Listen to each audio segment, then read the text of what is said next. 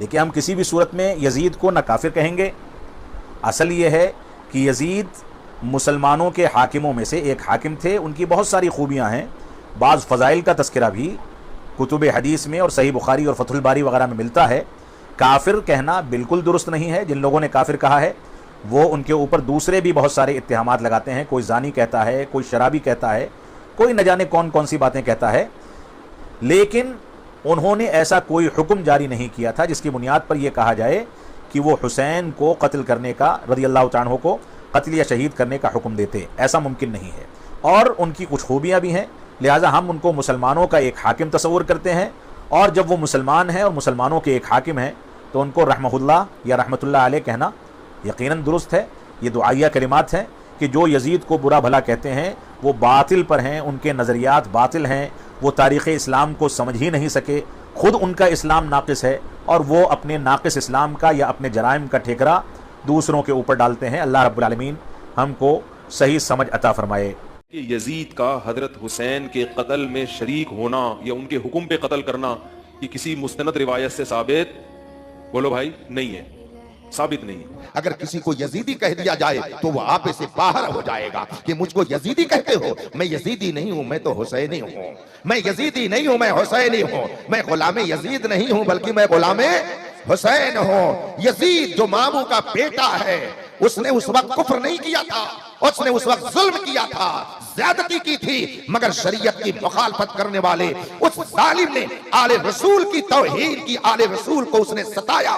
तो 1400 साल से उस पर लानत मलामत की जा रही है और उसे हम अपने मुआशरे का अच्छा फर्द नहीं शुमार कर सकते हैं। तो अगर आले रसूल पर जुल्म करने की वजह से वो नाकिब काबिल कबूल है तो जो रसूल पाक की तौहीन करे वो भी हमारे लिए काबिल कबूल कभी नहीं।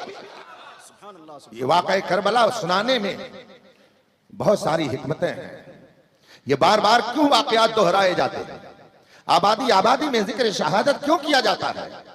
और भी तो जंगें हुई, भयानक जंग, बड़ी बड़ी जंगें हुई। जंग उहुद है, जंग बद्र है, गज़वे खैबर है, गज़वे खंदक है, गज़वे मूता है, बेशुमार जंगें हुई। मगर सबसे ज्यादा आखिर जंग करबला ही को क्यों याद किया जाता है? ताकि आपको हमेशा ये सबक सुनाया जाए कि और जो जंगें हुई थी उनमें एक तरफ कलमा पढ़ने वाले थे और एक तरफ कलमा का इनकार करने वाले थे। जंग उहुद में एक तरफ मुसलमान थे और दूसरी तरफ काफिरून और मुशरिकीन थे। जंग उहुद में एक तरफ कलमा पढ़ने वाले साहिब ईमान थे और दूसरी तरफ कलमा का इनकार करने वाले थे। बेशुमार जंगों का यही हाल, मगर इस जंग का नक्शा कुछ अजीब था कि इधर भी कलमा पढ़ने वाले थे और उधर भी कलमा पढ़ने वाले, इधर भी नमाज पढ़ने वाले और उधर भी नमाज पढ़ने वाले, इधर भी अजान देने वाले उधर भी अजान देने वाले। ये मैदान करबला का नक्शा था। इस वाक़े को उलमा इसलिए ज्यादा बयान करते हैं ताकि आप भी समझ जाओ कि अगर 1400 साल पहले मैदान करबला में दोनों तरफ कलमा पढ़ने वाले थे मगर एक सच्चा था एक गलत था, तो अगर आज भी तुम्हें हर तरफ कलमा पढ़ने वाले नजर आए तो ये मत समझ लेना कि सब सच है। चमकता जो नजर आए वो सब सोना नहीं होता। अगर दुनिया में रहना है तो कुछ पहचान। नारे तकबीर, जोर से बोले हाथ उठाकर, नारे रिसालत, मसलके आला हजरत, जिक्र इमाम हुसैन, जिक्र शहीदाने करबला, हुजूर ताजुल फुक़हा। ये वाकया बार बार इसीलिए दोहराया जाता है कि बहुत सारे लोग तुम्हारे बीच कलमा पढ़ने वाले रहेंगे मगर हर कलमा पढ़ने वाले को हुसैनी मत समझ लेना। इसलिए कि न जाने कितने ऐसे तुमको मिलेंगे कि जो आले रसूल के गुस्ताख होंगे और न जाने कितने ऐसे मिलेंगे कि जो खुद रसूल पाक के गुस्ताख होंगे। अगर आले रसूल के ऊपर जुल्म करने वालों को नहीं बर्दाश्त किया जा सकता तो जो रसूल पाक की तौहीन करे उसे भी कभी बर्दाश्त नहीं। आले रसूल की शान में शरारतें किया यजीदियों ने तो हम अपनी आबादी आबादी में उसकी शरारतों का जिक्र करते हैं और हुसैन की इस्तिकामत का जिक्र करते हैं। तो आज भी अगर कोई आपके दरमियान यजीदियत का लिबादा ओढ़कर आए, अगरचे वो कलमा पढ़ता हो, अगरचे वो अजान देता हो, अगरचे वो नमाज पढ़ता हो, वो सब कुछ हो सकता है मगर वो हमारा कभी नहीं हो सकता है। अभी चंद साल पेशतर, अब तो उसको सजा अपने किए की मिल रही है, चंद साल पेशतर बॉम्बे की सरजमीन पर एक इंग्लिश स्पीकर ने अपनी तकरीर में कहा कि हुसैन को करबला जाने की जरूरत क्या थी, उन्होंने गलती किया, उनको नहीं जाना चाहिए था। और यहां तक उसने कहा कि यजीद अमीरुल मोमिनीन था, यजीद खलीफतुल मुस्लिमीन था। बल्कि मैंने आज से तकरीबन 15 साल पहले मदरसा शाही मुरादाबाद के एक मुफ्ती का फतवा पढ़ा, जिसमें उसने लिखा था कि यजीद के नाम तो इसाले सवाब भी करना चाहिए। मैं उस वक्त जब उस फतवे को पढ़ा तो हैरत में पड़ गया कि जो लोग गौसे आजम की फातिहे को नाजायज कहते हैं, ख्वाजा गरीब नवाज की फातिहे को नाजायज कहते हैं, 11वीं और 6वीं को मनाना जिनके नजदीक बुरा है, वो कैसे यजीद के इसाले सवाब के लिए फतवा दे रहे हैं। लेकिन बात समझ में फिर आई कि हर एक अपने बड़े की बड़ाई करता है, हर एक अपने बड़ों के साथ रहने की कोशिश करता है। अल्हम्दुलिल्लाह हम इमाम हुसैन के गुलाम हैं तो उनकी सबील लगाते हैं, और जो यजीद के गुलाम है वो उसके लिए महफिल मुलाकात।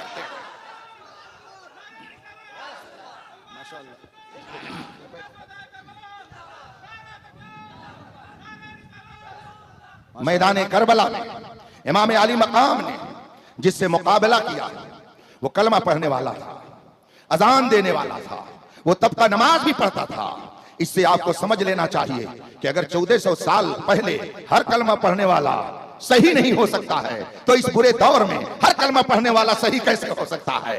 और जरा आगे चले जाइए, रसूल पाक सल्लल्लाहु अलैहि वसल्लम के जमाने में बहुत से ऐसे थे जो कलमा पढ़ते थे, नमाज पढ़ते थे, रोजा रखते थे, दाढ़ी रखते थे, कुर्ता पाजामे में रहा करते थे, मगर कुरान ने उनके बारे में फरमाया वमा हुम बिमुमिनीन, ये मोमिन नहीं है, ये ईमान वाले नहीं है। क्यों ईमान वाले नहीं है? इसलिए कि ये नबी का कलमा तो पढ़ते हैं मगर पीठ पीछे नबी का मजाक उड़ाते हैं। और मजाक भी कैसा उड़ाते थे जरा उसको भी सुन लीजिए। एक सहाबी रसूल सल्लल्लाहु अलैहि वसल्लम रज़ियल्लाहु ताला अन्हु रसूल पाक की बारगाह में हाजिर हुए, अर्ज की या रसूल अल्लाह मेरी ऊँटनी गुम हो गई है, मैंने बहुत तलाश किया मगर वो ऊँटनी मिल नहीं रही है। मेरे आका सल्लल्लाहु अलैहि वसल्लम ने ये नहीं फरमाया क्या मैं ऊँटों की निगरानी करने वाला हूँ क्या, मैं तुम्हारे ऊँटों को देखने वाला हूँ क्या, मैं तो मदीने में बैठा हूँ, तुम्हारी ऊँटनी कहाँ गुम हुई है मुझे क्या पता है। रसूल पाक ने ये नहीं फरमाया बल्कि इरशाद फरमाया तुम्हारी ऊँटनी फला पहाड़ी के पीछे है, वहां जाओ तुम्हें वो ऊँटनी मिल जाएगी। वो सहाबी रसूल चले, रसूल पाक की रहनुमाई के मुताबिक आगे बढ़े तो देखा चंद मुसलमान बैठे हुए थे, कलमा पढ़ने वाले बैठे हुए थे। उन्होंने कहा किधर जा रहे हो?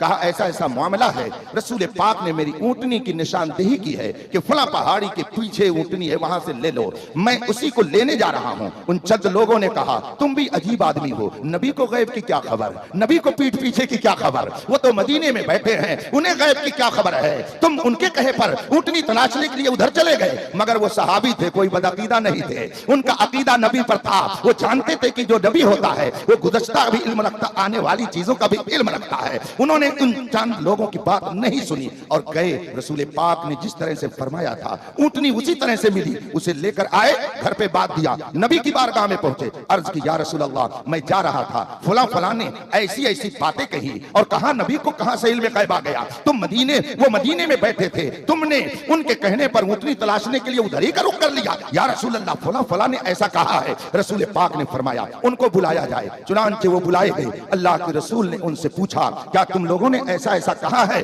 अब उन्होंने बात बनानी शुरू कर दी और कहा या रसूल अल्लाह हमने तो मजाक के तौर पर कहा था, हमारा कोई ऐसा अकीदा नहीं था, हमने मजाक में इनसे कह दिया था, हमें क्या पता था कि ये आपके पास आकर शिकायत कर देंगे। अभी गुफ्तगू हुई, हजरत जिब्रील कुरान की आयत लेकर नाजिल हुए जिसमें फरमाया गया कुल अबिल्लाहि व आयातिही व रसूलिही कुंतुम तस्तहज़िऊन ला तअतज़िरू क़द कफ़रतुम बअद ईमानिकुम। ऐ मुस्तफा इनसे कह दो क्या मजाक करने के लिए अल्लाह और रसूल की आयतें रह गई हैं? क्या मजाक करने के लिए अल्लाह और उसके रसूल की आयत और उसके कुरान की आयतें, उसकी किताब और रसूल रह गए हैं? ला तअतज़िरू, बहाने न बनाओ, उज़्र मत करो, बेजा तावील मत करो। क़द कफ़रतुम बअद ईमानिकुम, रहे होगे तुम पहले मुसलमान मगर तुमने नबी के इल्म गैब पर नुक्ताचीनी की। क़द कफ़रतुम, तुम सब के सब दायरे इस्लाम से बाहर। इससे मतलब मालूम हो गया कि जिसने नबी के इल्म गैब पर नुक्ताचीनी की, आज जो नबी के गैब पर नुक्ताचीनी करे उसका रिश्ता हुसैन से नहीं है, उसका रिश्ता उसी जमात से है जो कल नबी के इल्म पर नुक्ताचीनी करता था। इसलिए ये समझ जाना चाहिए कि जो नबी के इल्म गैब का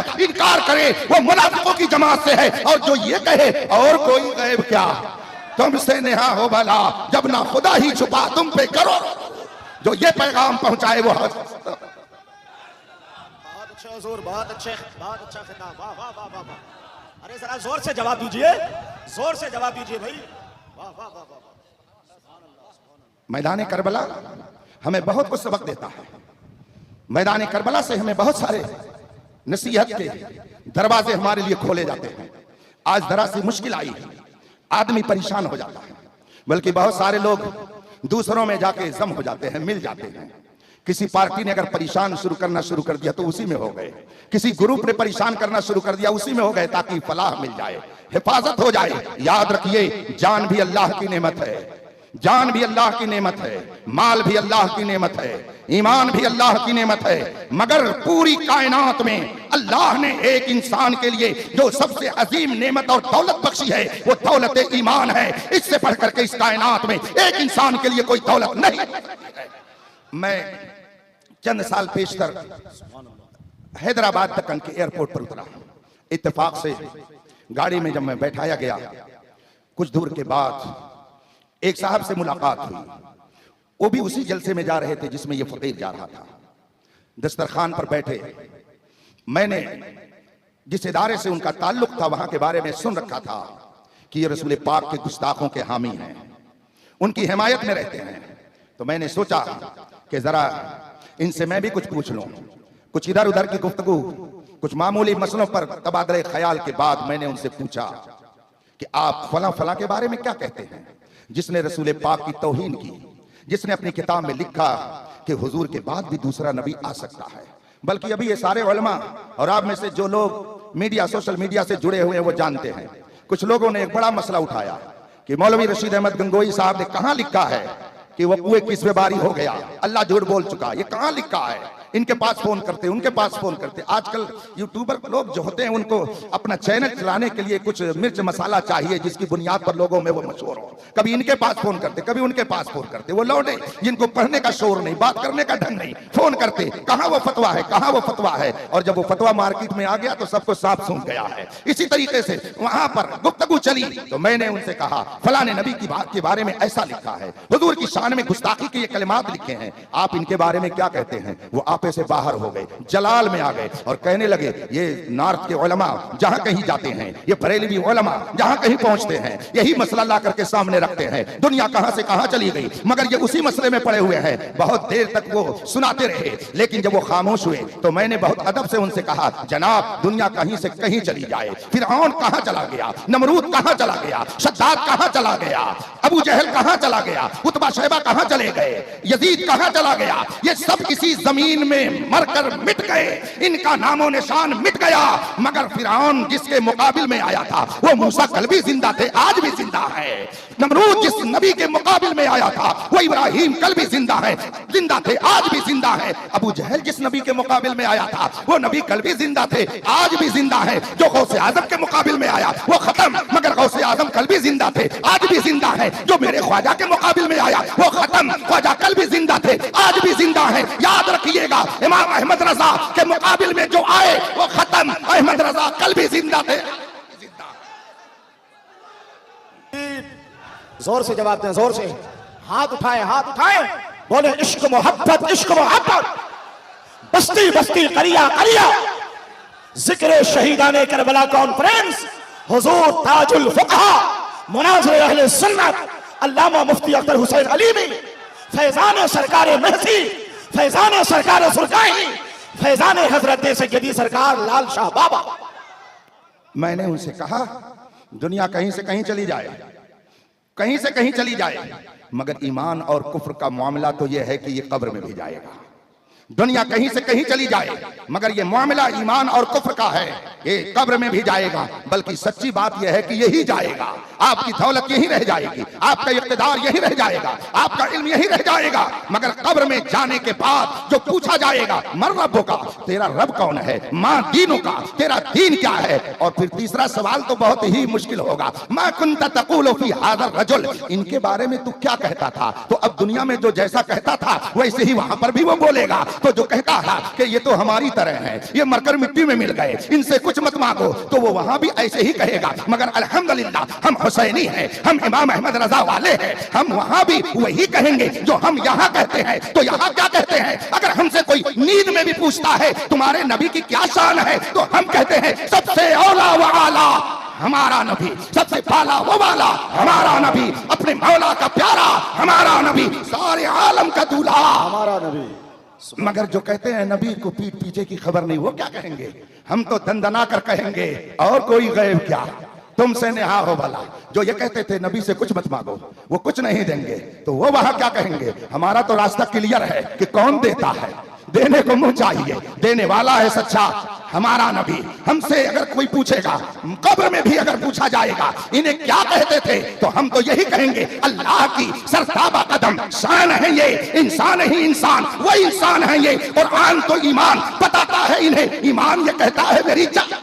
सुभान अल्लाह, सुभान अल्लाह, सुभान अल्लाह। उन्हें जाना, उन्हें माना, उन्हें माना, न रखा गैर से काम, लिल्लाहिल हम्द मैं दुनिया से मुसलमान गए। देखिए बस चंद मिनट और आप मुझे दे दीजिए, मुझे लखनऊ एयरपोर्ट पहुंचना है। कल रात में मुझे जोधपुर सफर करके पहुंचना। मैंने कहा था जलसे वालों से कि 1 बजे मुझे रुखसत कर दीजिएगा, लेकिन देखिए 1:30 बजने वाला, थोड़ी देर में आपके दरमियान और रहूंगा। फर्ज कर लीजिए, एक मिसाल के जरिए मेरी एक गुफ्तगू आप समझ सकते हैं और आसानी से समझ सकते हैं। आप तो पढ़े लिखे लोग हैं माशाअल्लाह। बिहार मैं कभी कभी कहता हूं अपनी दरसगाह में अपने लोगों के बीच में कि अल्हम्दुलिल्लाह यूपी, बिहार, बंगाल पूरे हिंदुस्तान की दीनी जरूरत को पूरी करने के लिए हमेशा तैयार रहते हैं। यूपी, बिहार, बंगाल ही पूरे हिंदुस्तान की दीनी जरूरत को पूरी करता है। जिस सूबे में चले जाइए आपको यहीं के उलमा उनकी दीनी जरूरत को पूरी करने के लिए मिलेंगे, इसमें कोई दो राय नहीं है। रब्बे कदीर ने इस खित्ते पर इतना करम फरमाया, बड़े बड़े मुहद्दिस, बड़े बड़े मुफक्किर, बड़े बड़े दानिश्वर, बड़े बड़े फलसफी इन्हीं इलाकों में पाए जाते हैं। कुछ बात है कि हस्ती मिटती नहीं हमारी, सदियों रहा है दुश्मन दौरे। जो लोग आज तहरीक तवाहुफ का शिकार हैं और वहां भी तो नजदीक की गोद में जाके बैठ रहे हैं, उनको आंखें खोलनी चाहिए। मैंने कई बार अपनी तकरीर में खुल्लम खुल्ला कहा कि आज फिलिस्तीन का रोना लोग रो रहे हैं और कहते हैं कि फिलिस्तीन पर जुल्म किया जा रहा है, फिलिस्तीनी अवाम को मारा जा रहा है। आप तारीख उठा करके देखिए तो आप इस हकीकत को जान लेंगे कि फिलिस्तीन को इजराइल के हाथ बेचने वाला कोई और नहीं है, आले सऊद है जिसने फिलिस्तीन को इजराइल के हाथ बेचा था। उठाइए हिंदुस्तान की तारीख, आपको मालूम होगा सन 1948 में जबकि हिंदुस्तान के अंदर वजीर आजम की हैसियत से पंडित जवाहरलाल नेहरू थे, एक वक्त बरतानिया ने हिंदुस्तान भेजा और कहा कि जाकर के वहां के वजीर आजम से कहिए कि वो इजराइल को एक मुल्क मान ले और फिलिस्तीन का जो हिस्सा इजराइल को दे दिया गया है उसे तस्लीम कर ले। वो वक्त डेलीगेट आया, बरतानिया का डेलीगेट हिंदुस्तान आया, वजीर आजम की हैसियत से पंडित जवाहरलाल नेहरू यहाँ पर वजीर आजम की कुर्सी पर विराजमान थे। उन्होंने कहा आप हमारे मेहमान हैं, आइए, आपका वेलकम, आइए, हम आपका इस्तेमाल करते हैं, लेकिन अगर आप ये कह रहे हैं कि फिलिस्तीन इजराइल को दे दिया जाए तो इस पर हम दस्तखत नहीं करेंगे, हम इसको तस्लीम नहीं करेंगे, इसलिए कि हम जानते हैं फिलिस्तीन अरबों का है, इजराइल का उस पर कोई हक नहीं है। आप तारीख उठा करके देखिए, वो पंडित था, कलमा पढ़ने वाला नहीं था, मगर वो ये जानता था कि फिलिस्तीन अरबों का है, ये इजराइल का नहीं है, ये किसी यहूदी का नहीं है, इसलिए उसने डेलीगेट को इज्जत से रखा और वापस कर दिया। आप तारीख उठा करके देखिए सन 1992 में जब आई हिंदुस्तान में नरसिम्हा राव की हुकूमत तो इसने इजराइल को मुल्क तस्लीम किया। उसके पहले हिंदुस्तान में कभी इजराइल को मुल्क की हैसियत से तस्लीम नहीं किया था। लेकिन जब वही वक्त सन 1948 में आले सऊद के पास गया, सऊदिया गया, तो आले सऊद ने लिख करके दिया। और अगर किसी को शौक है तो नेट पर जाकर के सर्च करके देखे, किताब में लिखा हुआ है, तारीख में सब मरकूम है, मंदरज है, उसमें यह लिखा हुआ है। आले सऊद ने कहा कि बरतानिया फिलिस्तीन चाहे इजराइल को दे दे या दुनिया की किसी कौम को दे दे, आले सऊद को कयामत तक कोई इख्तिलाफ नहीं है। इसका मतलब है कि फिलिस्तीन को अगर इजराइल के हाथ बेचा है तो सऊदियों ने बेचा है, इन वहाबियों ने बेचा है। आज मगरमच्छ के लोग आंसू रो रहे हैं, वो हो रहा है, ये हो रहा है, ये सब तुम्हारे करतूत हैं जिसको कभी बर्दाश्त नहीं किया जाएगा। इसलिए अगर तुम आले सऊद की गुलामी में फिलिस्तीन को इजराइल से बेच सकते हो तो सुनो, हम बाजार मुस्तफा में बिके हुए हैं, हम किसी ऐसे सबीर फरोज का साथ कभी नहीं दे सकते। आज कुछ लोग कहते हैं ये डॉक्टर साहब है, ये कौन है, ये गैर मुकल्लिद है, ये कौन साहब है, ये अहले हदीस है, ये कौन साहब, ये वहाबी है। तो मुझको शुबा होने लगता है कि वाकई ये पढ़ करके डॉक्टर बने कि बगैर पढ़े लिखे। इसलिए कि अगर पढ़े लिखे होते तो कुछ तो तारीख जानते, कुछ तो हकीकत को पहचानते, कुछ तो शरीयत की बातों को जानते। एक आदमी जाके मजार शरीफ पे खड़ा हो गया और उधर से फतवा दाग दिया गया, ये शिर्क हो गया। मुझे याद आता है मलिकुल उलमा अल्लामा ज़फरुद्दीन बिहारी अलैहि रहमतुल बारी एक मर्तबा तकरीर फरमा रहे थे और ये वाकया मुझसे किसने बयान किया, आपके सीवान में एक मलिकुल उलमा के शागिर्द हजरत अल्लामा मौलाना जो अलजामतुल जो गौसिया अरबी कॉलेज में मौलाना शबीहुल कादरी साहब सीवान में जिन्होंने इदारा कायम किया, उन्होंने खुद मुझसे बयान किया, मुझ पे बहुत करम फरमा। उन्होंने मुझसे बयान किया कि मलिकुल उलमा अल्लामा ज़फरुद्दीन रहमतुल्लाह अलैह तकरीर फरमा रहे। इतने में एक आदमी ने एक पर्ची दी, उस पे लिखा हुआ था कि आप बरेलवी जमात के संजीदा आलिम हैं, आप अगर मुखातब करेंगे अपने लोगों को तो आपकी बात का असर होगा, इसलिए आप इन्हें समझाइए, ये मज़ारों पे जाते हैं, चादर चढ़ाते हैं, ये शिर्क करते हैं, इनको इससे मना कीजिए। मलिकुल उलमा ने वो पर्चा पढ़ा और थोड़ी देर तकरीर करने के बाद फरमाया कि मैं क्या बताऊं, अपने अवाम को बहुत समझाता हूं कि सिर्फ अल्लाह की कब्र पे चादर चढ़ाओ, लेकिन ये लोग मानते ही नहीं हैं, ये जाकर के वलियों के मजार पे चढ़ाने लगते हैं। फिर कहता हूं तुम लोगों से, सिर्फ अल्लाह की कब्र पे चादर चढ़ाना और कहीं मत चढ़ाना, वरना ये शिर्क हो जाएगा। इतना कह करके आप तकरीर खत्म कर चुके और फिर जब क़यामगाह पर पहुंचे तो जिस आदमी ने पर्ची दी थी वो पीछे पीछे पहुंचा और कहा, मौलाना मैं तो समझता था कि आप इस जमात के संजीदा आलिम हैं, लेकिन आज मालूम हुआ कि हर आलिम एक ही रंग में रंगा रहता है। मौलाना मलिकुल उलमा ने फरमाया, क्या बात है, आखिर ऐसा तुम क्यों कह रहे हो? उसने कहा, मैंने ही पर्चा दिया था जिसमें मैंने आपसे गुजारिश की थी कि आपके लोग मजार पे चादर चढ़ाते हैं, ये शिर्क है, इससे रोकिए, तो आपने कह दिया कि सिर्फ अल्लाह की कब्र पे चादर चढ़ाओ। ये कौन सी बात रही? मलिकुल उलमा ने फरमाया, मैंने तो सही कहा है, आप ही की बात मैंने दोहराई है, मैंने पागलपन में ऐसा नहीं कहा है। कहा, ये कैसे हो सकता है? कहा, देखो तुम्हारे पीर, तुम्हारे मुक्तदा, तुम्हारी जमात के पेशवा इस्माइल देहलवी ने लिखा है कि जो काम अल्लाह के लिए खास हो, अगर वो काम दूसरे के लिए कर दिया जाए तो ये शिर्क हो जाता है। तुम कह रहे हो मजार पे चादर चढ़ाना शिर्क है, तो इसका क्या मतलब हुआ कि चादर चढ़ाना अल्लाह की कब्र के साथ खास है, अगर दूसरे के लिए करोगे तब ये शिर्क होगा। मैं तो वही कह रहा हूं जो तुम्हारा आलिम कह रहा है। इतना सुनना था कि पसीना नीचे से ऊपर जनाब को जाने लगा। आज से कई साल पहले दावनगीरा कर्नाटक में गैर मुकल्लिदीन ने मुनाजरे का चैलेंज किया, मुझे बुलाया गया और उन्होंने एक लंबी फहरिस्त पेश कर दी। मजार पे जाना शिर्क है, चादर पेश करना शिर्क है, उन्हें पुकारना शिर्क है, चंद बातें पेश करके कहा ये सब शिर्क है, हम इसी पर मुनाजरा करेंगे। मैंने उससे कहा, आप पहले शिर्क की तारीफ कीजिए। तकरीबन 45 मिनट उनके मौलवी नेट पर सर्च करते रहे, लैपटॉप लेकर बैठे रहे, मगर शिर्क की तारीफ नहीं कर सके। बात बात पर शिर्क का फतवा लगाने वालों को अभी यही नहीं पता है शिर्क होता क्या है। तुझे काली घटाओं का नहीं पहचानना आया, नशीमन से धुआं उठता है, तुम कहते हो सावन। क्या बात है हुजूर, क्या बात है, क्या खिताब हो रहा है, वाह वाह वाह वाह वाह वाह वाह वाह वाह, अरे जोर से बोलिए, वाह वाह वाह वाह। ईमान सबसे अजीम दौलत है।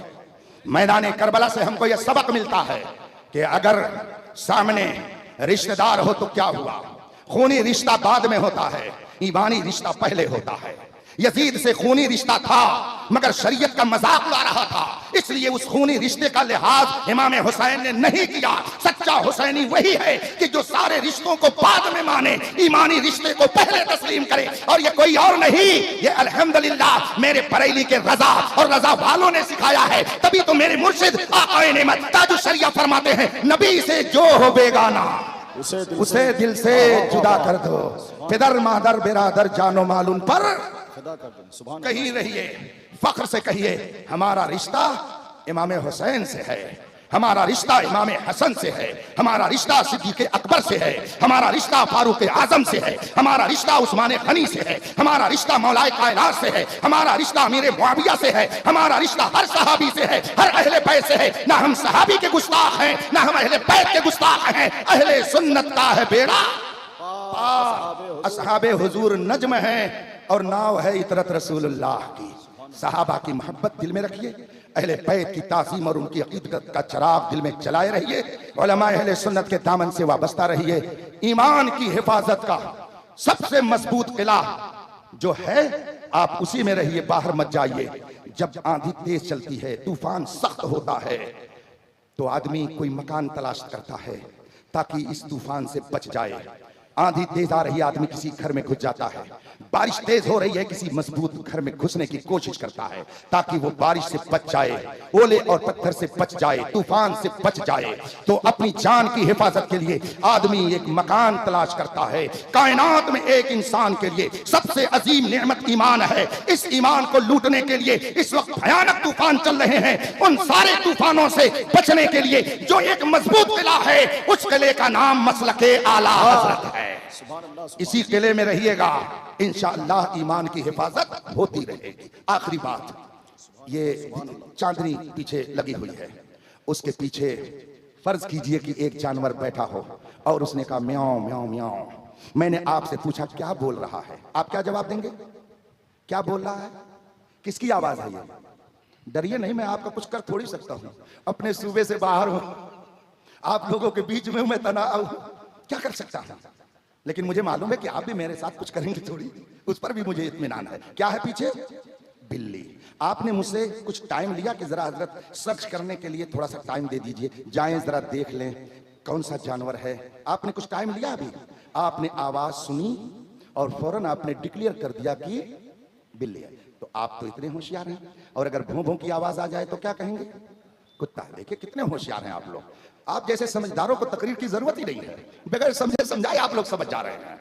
तो क्या समझा आपने? अल्लाह ने आपको ये शऊर दिया है, आपको अल्लाह ने इतनी अक्ल दी है, आपकी सोच इतनी अच्छी है कि आपने जानवर को देखा नहीं मगर आवाज से आपने समझ लिया कि कौन सा जानवर बोल रहा है। इसका मतलब क्या हुआ कि आप आवाजों से हकीकत को पहचान लेते हैं। आवाज आपने सुनी, आपने जानवर की हकीकत को पहचान लिया, ये बिल्ली है, ये कुत्ता है, ये गधा है। अगर आप इन आवाजों के जरिया उन जानवरों की हकीकत तक पहुंच सकते हैं तो इंसाफ से बताइएगा, एक शख्स कहता है नबी मरकर मिट्टी में मिल गए, एक आवाज ये भी आती है और एक आवाज ये भी आती है तो जिंदा है वल्लाह, तो जिंदा है वल्लाह। मेरी चश्मे आलम से छिप जाने वाले, एक आवाज ये आ रही है कि नबी कुछ नहीं दे सकते हैं, उनसे कुछ मत मांगो, और एक आवाज आती है हाथ जिस समत उठा गनी कर दिया, मौजे पहरे सखावत पे लाखों सलाम। एक आवाज आती है नबी को या रसूल अल्लाह मत कहो, ये शिर्क है। और दूसरी आवाज आती है गैज में जल जाए बेदीनों के दिल, या रसूल अल्लाह की कसरत कीजिए। एक आवाज आएगी मिलाद मनाना बिदात है, ये शिर्क है। और दूसरी आवाज आएगी मिसले फारत सलसले हो नज्द में जिक्र आयाते फिलादत कीजिए। इंसाफ से बताइएगा, यहां मत ये कहिएगा अरे हजरत जरा सोचना पड़ेगा। अगर आप इतने अक्लमंद हैं कि पीछे से आवाज सुन करके हकीकत तक पहुंच जाते हैं तो इन दोनों आवाजों को सुनकर भी आपको हकीकत तक पहुंचना पड़ेगा कि एक गद्दार मुस्तफा की आवाज है और एक वफादार